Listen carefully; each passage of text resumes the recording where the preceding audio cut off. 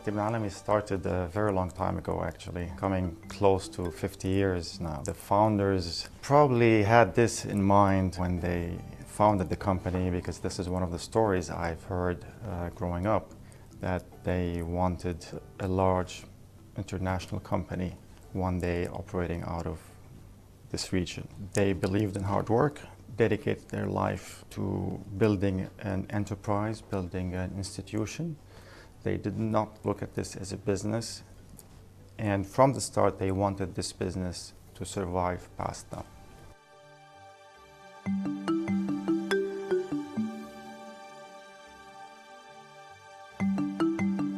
As any business that grows, there's multiple factors that contribute to its success. But they also had very good senior management with them throughout many years. Some of them are still with us today, that worked hand in hand with them.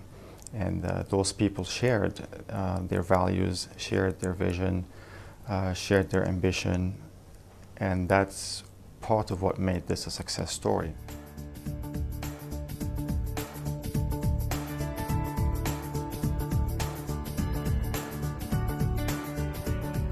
Today we have maybe over 25 offices or 30 offices, ranging from Morocco, all across North Africa, the MENA region, the Gulf, and moving onwards to the CIS countries and beyond.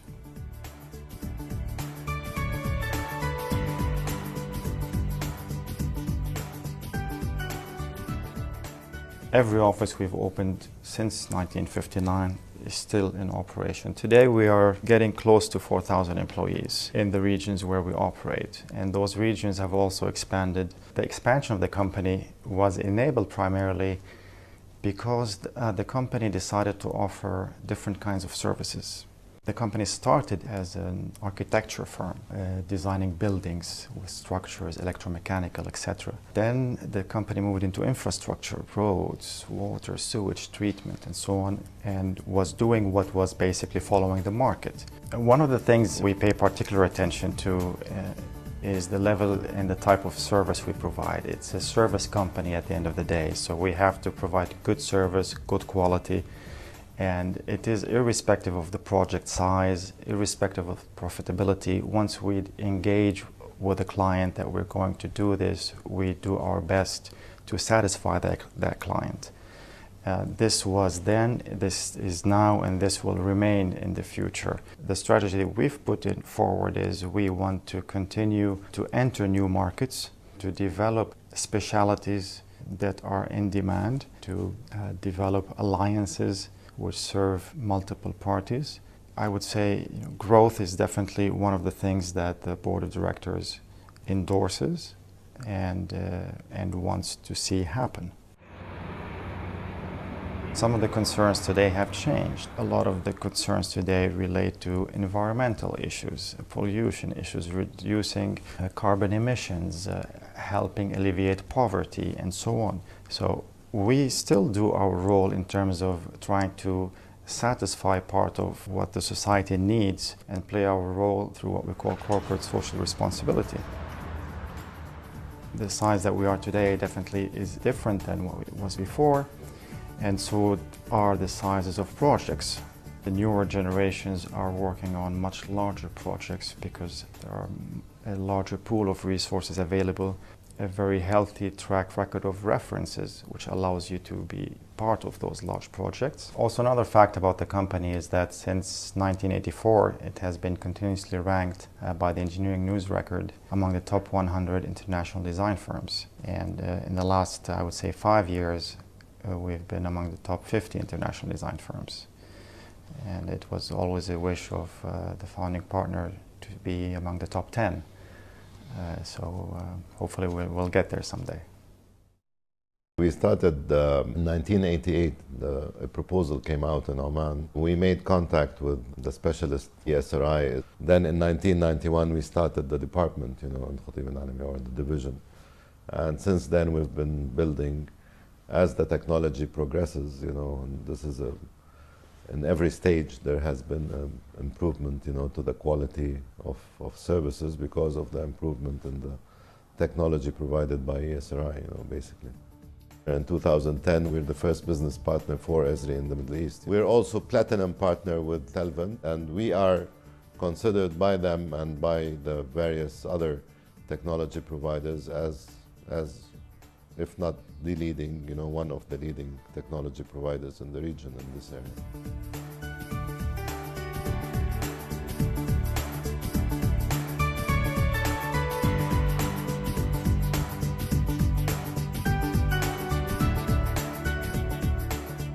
Today we're organized into utility solutions because of the emphasis historically on the utilities, which include, other than electricity, of course, water and wastewater and gas.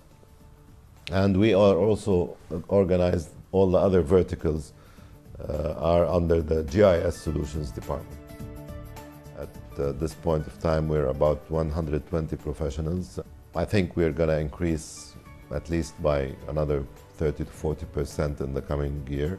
We are a system integrator in many instances with other partners. We are providing the whole spectrum of services, not only just applications or just database design, but we are providing the planning, the setting of the studies, the design of databases, data models, and then the actual applications and solutions for the clients, and then even operation and maintenance in some instances where we have to stay for 3 or 4 or 5 years, and depending on the contract. So the nature of the business is changing, and we're dynamically adjusting to that, which requires also continuous improvement on the level of the staff, the quality of the staff, and the training.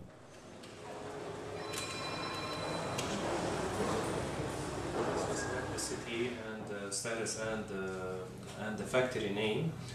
And we specify the starting point, we can... Some disciplines we work in are not related to engineering, like defense and security. This is a very big area that GIS got into. Over the years, Khatib Alami has worked with various clients all over the Middle East and North Africa, primarily in the Gulf region, and we have worked more than 160 projects, the size of which vary from maybe small applications of $10,000, $20,000 to projects that are $10, $20 million. Some of them are getting to that order of magnitude. What's important is that more than a third of these projects is with repeat clients. And that's the nature of the GIS business. In the past 5 years, there has been remarkable change in GIS technology, where it moved from the desktop to the web and now to what is called societal, or everybody is using GIS. We've been thinking more proactively in recent times, than reactively than we did in the past. What we're doing now is that we're pursuing new markets, whether they're geographic, and we are also looking into new modes of work. We're also looking at new areas. We've been approached by many clients to do 3D modeling of cities. That is very difficult historically, but now is more feasible and doable using GIS technologies, where you can do actual geodesign, what now we refer to as geodesign of a city or a neighborhood.